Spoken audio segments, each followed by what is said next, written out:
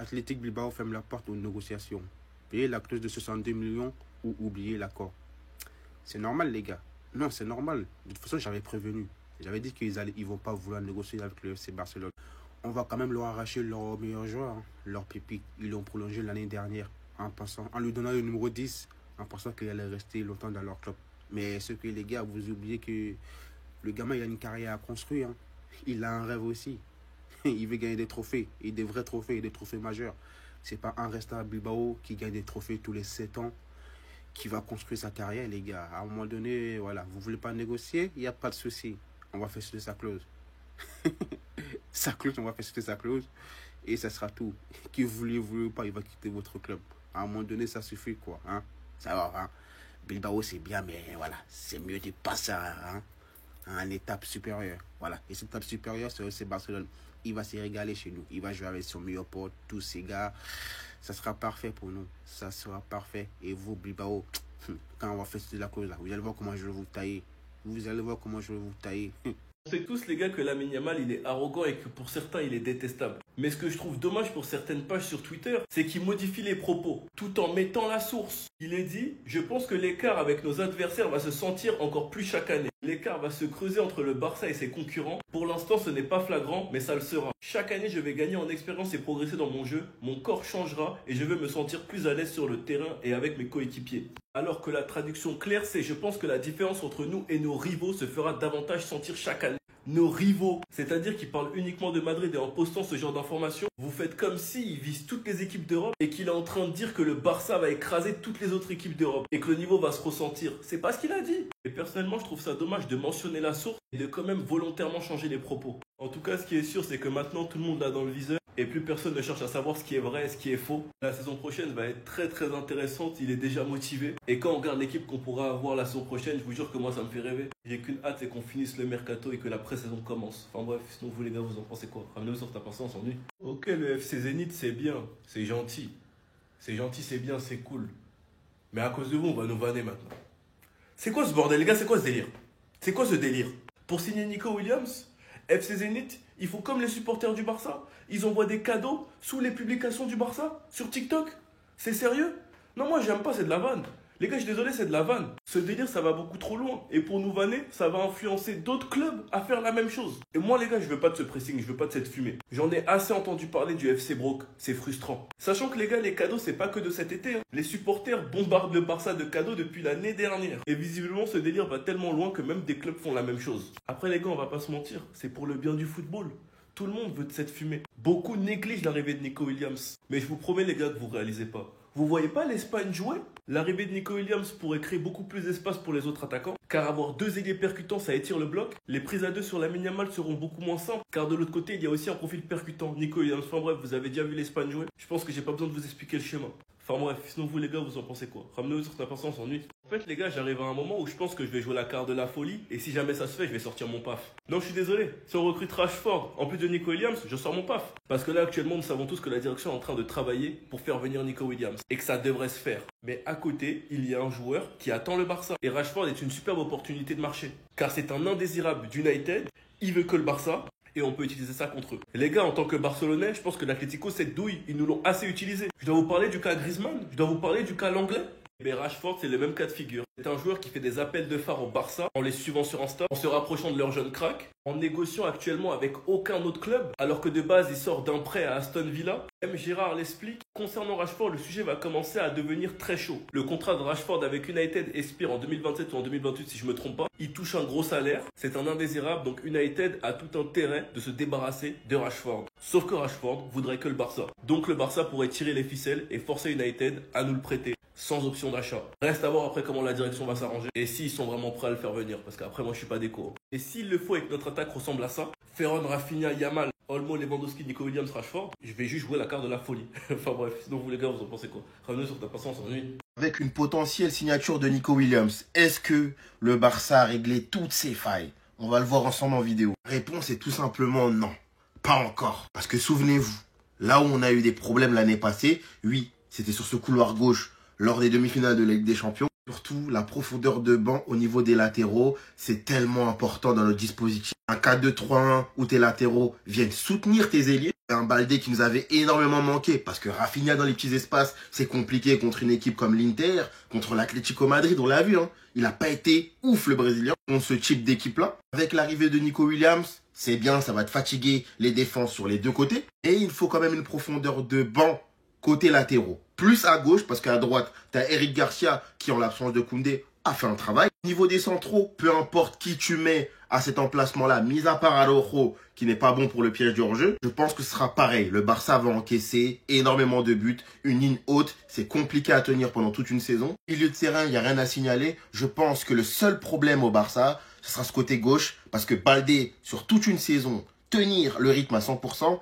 ça peut être compliqué. Donc les gars, Nico Williams, c'était clairement la dernière carte maîtresse du côté des offensifs, mais défensivement, il nous faut un latéral gauche de substitution obligatoirement. Si ça, c'est pas des appels de phare, qu'est-ce que c'est? J'aime Barça, j'aime tout le temps que j'ai passé à Barcelone, j'aime le groupe à Barcelone. Mais j'en ai vu des appels de phare. Mais Cancelo, qui peut jouer à droite, qui peut jouer à gauche, qui certes, je vous l'accorde, n'est pas forcément un défenseur excellent. Mais sous Hansi Flick où on demande aux joueurs d'être plus intelligents et dans l'anticipation que bons au duel, Cancelo, ça serait le joueur parfait. Sans parler du fait qu'il peut compléter au milieu si besoin, qu'il peut même jouer ailier, l'apport offensif qu'il aurait, mais il serait monstrueux. Sans oublier qu'en 2024, il déclarait « Barcelone est le club que j'ai toujours supporté. Je peux être fier, je suis heureux de le dire, j'ai la chance de jouer pour Barcelone. » Moi, je suis désolé, mais dès qu'un joueur montre son amour pour le club, il touche à ma sensibilité directement. Aujourd'hui, il a 31 ans. C'est un 94. Il est jeune. Il a le même âge que moi. On est jeune. Je pense qu'il a encore bien 2, voire 3 bonnes années à donner au football. Il fait des appels de phare. Je pense pas qu'il coûte très cher. Je pense qu'il serait prêt à faire des sacrifices sur son salaire pour revenir à Barcelone. Sous Hansi Flick, où on est ultra compétitif, où il aurait du temps de jeu bien évidemment puisqu'il pourrait jouer à droite comme à gauche, ça serait la doublure parfaite. Sans parler tout simplement de son style de jeu. Imaginez juste Cancelo à droite ou à gauche pour envoyer des centres. N'allez pas plus loin. Et pour tous ceux qui vont me dire oui mais défensivement, vous voyez bien. La vraie réalité sous Hansi Flick, on joue très très haut avec ce piège du hors-jeu et c'est pas les meilleurs défenseurs qui s'imposent. Juste les plus intelligents. Et ça je suis persuadé que c'est dans son ADN. Ça je suis persuadé que c'est un joueur, à défaut d'être dur sur l'homme, bon en 1 contre 1, qui saura s'aligner et s'adapter. Donc je lance la propagande. Cancelo au Barça, here we go. Les gars, c'est pas juste les supporters du Barça qui veulent de cette fumée. Le Zénith Saint-Pétersbourg, un club de Russie, veut qu'on signe Nico Williams jusqu'à... Ils ont envoyé des sous sur TikTok aussi. En tout cas, on a enfin les premiers mots de Juan Garcia en tant que joueur du FC Barcelone. Il a dit « Je suis très content et j'ai hâte de jouer pour le FC Barcelone ». Pendant ce temps-là, Lamine Yamal continue à vivre un rêve éveillé en passant du temps avec son idole, qui est en train de lui montrer tous les secrets du Joga Bonito. Et ça nous donne des images qui mettent quand même du baume au cœur. Les gars, il faut vraiment jamais oublier que Lamine Yamal, il a 17 piges. Et que la saison qu'il nous a montrée là, c'était juste le début en fait. Parce qu'en fait, les adversaires, ils vont chercher à le critiquer. Ils vont sortir des images de lui en train de mougouer avec des meufs de 30 ans. Mais la réalité, c'est que tout le monde, enfin, les Madrilènes et les Parisiens, ils aimeraient avoir un Lamine Yamal dans leur équipe. Et peu importe ce qu'il aurait fait en dehors, il aurait défendu. C'est-à-dire, les gars, dites-moi ce que vous pensez de tous ces faits-là. C'était Serginho do Brasil, on s'attrape. Les gars, Lamine Yamal et Neymar en vacances ensemble. Ah là là là là là. Quel délire. Dites-vous que Yamal, il est devenu tellement grand qu'il va en vacances avec son idole, avec son joueur préféré. Alors que 2 ans en arrière, jamais de la vie il aurait pu imaginer ça, Lamine. Ça doit être un kiff, tu vois, tu vas en vacances avec ton joueur préféré. Genre, tu vois, c'est ton grand. Par contre, Lamine, t'as vu ton joueur préféré, c'est pas forcément le plus exemplaire. Donc attention. Fais ton kiff, mais pas trop. Pas trop. Faut pas que ça devienne un exemple sur la vie hors terrain. Sur le terrain, il n'y a pas de souci, tu peux le copier. Mais en dehors, Lamine, attention, on t'aura prévenu. Jusqu'à y a eu un petit échange de maillots, Lamine Yamal, tac, le Ney. Non, c'est fort, franchement, c'est fort. La connexion, là, elle est très, très, très forte. Médiatiquement, c'est puissant. Personnellement, moi, mon joueur préféré, c'était Ronaldinho. Mais je serais pas parti en vacances avec lui, parce que j'aurais pas assumé. Lui, c'est trop la bringue. J'aurais pas pu assumer. En tout cas, là, Lamine Yamal, il a passé des belles vacances. Je pense qu'il va revenir en forme. Là, il a bien décompressé de la saison du Barça. Il va revenir en pétard. Hein. Le Barça est sur le point de faire un des plus gros coups de ce mercato, Nico Williams. Mais alors, où en est le Barça dans ce dossier? Et surtout, qu'est-ce qu'il leur reste à faire pour que Nico Williams soit des nôtres? Et pour commencer, faisons déjà un état des lieux. Aujourd'hui, on le sait, Nico Williams a donné l'absolue priorité au Barça. Il a dit à Chelsea, Arsenal et récemment au Bayern de Munich qu'il veut jouer au Camp Nou l'année prochaine. Et ça, déjà, c'est un énorme avantage. Le Barça, quant à lui, a plus ou moins lâché l'affaire avec Luis Diaz. Mais soyons honnêtes, c'était qu'un leurre, ça se voyait. C'était pour que Nico Williams fasse le premier pas. Après, ça reste mon avis, hein, mais je pense sincèrement que le clan Diaz a flairé l'arnaque. Je pense que c'est pour ça qu'ils n'ont pas été faire un pressing sur Liverpool. Le Barça lui-même l'a dit, ils ont lâché l'affaire par rapport à Luis Diaz parce que ils ont vu qu'ils n'avaient pas entamé de discussion avec Liverpool pour leur mettre la pression. Et je pense, comme je vous l'ai dit, que Luis Diaz a flairé le truc et il n'a pas été. Et il a raison, ça sert à rien de se mettre la direction de son club à dos pour finalement rien du tout. Et ce qu'on sait aussi, c'est que Nico Williams a facilité les choses au Barça. Il a accepté le salaire qui a été proposé l'année dernière, à savoir 12 millions bruts, ce qui nous fait à peu près 8 millions nets, ce qui est très peu pour un joueur comme lui. Faut se rendre compte de la chance inespérée qu'on vient d'avoir, c'est que lui, quand il négociait avec le Bayern de Munich, il demandait jusqu'à 20 millions annuels. Deco lui a mis la pression, lui, il a fait le premier pas, et dans ce genre de négociation, c'est fatal. En tout cas, voilà ce qu'il en est pour l'instant. Maintenant, que doit faire le Barça pour conclure une bonne fois pour toutes ce dossier? C'est premièrement, et c'est logique, être dans la règle du 1 pour 1, et deuxièmement, dégager des fonds pour pouvoir déjà assumer le transfert, ensuite son salaire et bien sûr l'inscription. Pour la règle du 1 pour 1, comme je vous l'ai dit, le Barça est très confiant. Puisque rien qu'au mois de décembre, on y était. C'est juste que là, maintenant, il y a un changement de programme. C'est que les loges VIP doivent être construites. Une fois qu'elles seront construites, l'opération va être de nouveau validée et on sera au 1 pour 1. Pour ce qui est des fonds pour le transfert, puisque voilà, maintenant, une fois qu'on sera au 1 pour 1, il faut dégager des fonds.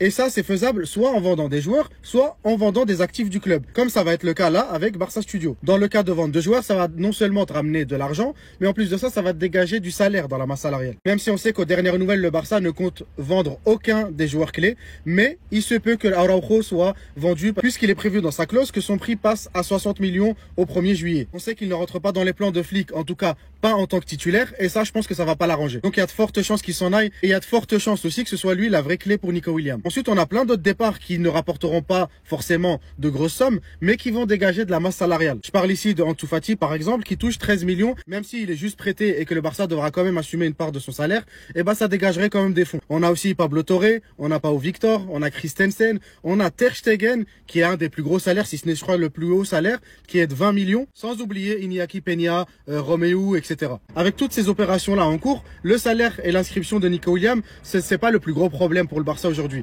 Aujourd'hui, le Barça est très confiant, ils dégageront les fonds, ça, il y aura aucun souci avec. Il faut juste prendre les choses étape par étape et tout va aller sur des roulettes. Ça reste mon avis personnel, mais je pense pas que ce dossier soit clôturé avant juillet. Par contre, je pense pas qu'il traînera au-delà du 13 juillet, puisque Flick le veut avant le départ de la pré-saison. Voilà, j'espère que ça a été clair pour vous. En tout cas, moi, pour ma part, ça fait très longtemps que j'ai pas été aussi confiant pour un transfert. Allez, à bientôt et visca Barça. En Big 2025, hein, on est peut-être nul au football, mais on fait pas de contouring. Regardez mes sourcils. Regardez les... En fait, je sais pas. Je ne sais plus quoi penser. Moi, je commence à être un peu méfiant, hein. En fait, je pense que c'est pour ça que Ligue des Champions, là, vous connaissez plus depuis un moment. Il y en a beaucoup qui circulent des images sur vous, là. Et là, je crois que ça commence à faire un peu beaucoup, si vous voyez de quoi je parle. Beaucoup. Tu m'étonnes, l'actrice de 30 ans, elle est venue dire que, ensemble, ils ont rien fait et c'est tout. Tu voulais impressionner qui? Ton contouring, là. Je comprends aussi pourquoi ton ex Padia, elle t'avait trompé en plein live TikTok l'année dernière. Mais c'est pas possible. Guettez les contourings de la Mousseau et guettez-le. Il l'éteint. Il éteint la Mousseau. Ça vient de tomber, c'est officiel. Dembélé Ballon d'Or. Here we go. Ça fait des mois que ça dure sur l'application. Beaucoup de débats par-ci par-là. Stoppez tout. On a dit influence Neymar. Ok. Tellement c'était hard. Neymar, il a convoqué en vacances pour lui parler. Il lui a dit c'est quoi là ces foutaises? Depuis, on me dit il y a toujours pire ailleurs. Mais en voyant ça, moi là, je croyais pas. En fait, ouais. Est-ce que les défaites, c'est pas mieux finalement? Est-ce que c'est pas mieux que... je t'abalèze, coup du mato. Vous fâchez pas, hein. Abonnez-vous.